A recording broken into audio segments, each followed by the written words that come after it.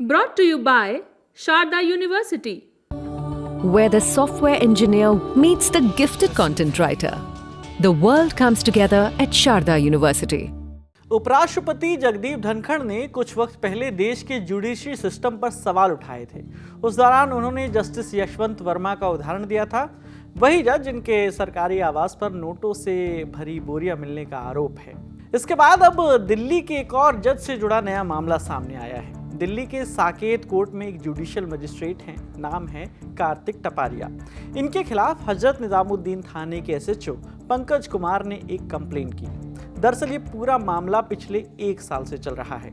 SHO Pankaj Kumar के हजरतगंज निजामुद्दीन थाने के पास ही है जंगपुरा एक्सटेंशन। यहाँ कई बड़े बड़े लॉयर्स रहते हैं। जज कार्तिक टपारिया का घर भी यहीं है। हजरत निजामुद्दीन थाना आता भी जज साहब के जुडिक्शन में ही है, माने इस थाने के सारे मामले जज साहब की कोर्ट में ही जाते हैं। आज तक से जुड़े चिराग ओटी की रिपोर्ट के मुताबिक जज साहब पर आरोप है कि वो थाने के पुलिस वालों से अपने पर्सनल काम करवाते थे। पुलिस वालों की ओर से दर्ज कंप्लेंट में ये कहा गया कि 25 दिसंबर 2024 को जज साहब की शादी हुई। उस शादी में अपने पर्सनल काम कराने के लिए जज साहब ने कई पुलिस कांस्टेबल को थाने से बुलवा लिया था। इसके लिए किसी ऑफिसर की परमिशन भी नहीं ली गई थी। आपको ये भी बताते चलें कि ये शादी दिल्ली में नहीं थी बल्कि राजस्थान में थी।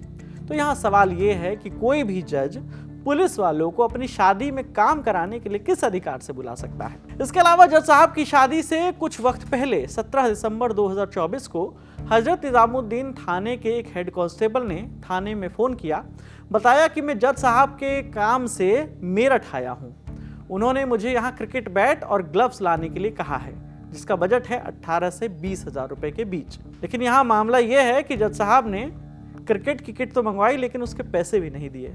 तब पुलिस अफसरों ने अपनी जेब से पैसे देकर यह सामान खरीदा और जज साहब को दिया। पुलिस वालों का यह भी आरोप है कि ऐसा एक बार नहीं बल्कि कई बार हो चुका है। कभी सामान लाने के लिए तो कभी जिम में मेंबरशिप लेने के लिए। अक्सर हम लोगों को जज साहब के काम के लिए अपनी जेब से पैसे और वक्त दोनों खर्च करना पड़ता था। पुलिस वालों ने यह भी आरोप लगाया कि जज साहब अक्सर उनको कोर्ट में बुलाकर बेइज्जत करते थे। इन सब मामलों का एक कच्चा चिट्ठा बनाकर पुलिस ने दिल्ली हाई कोर्ट में इसकी शिकायत कर दी।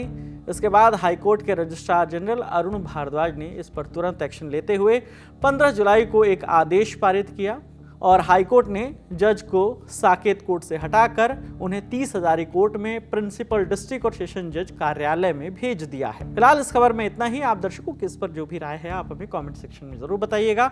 आपके लिए ये तमाम जानकारी लेकर आई हैं हमारे साथी रक्षा। कैमरे के पीछे शुभम है, मेरा नाम विकास वर्मा है। देखते रहिए दी ललन टॉप। शुक्रिया।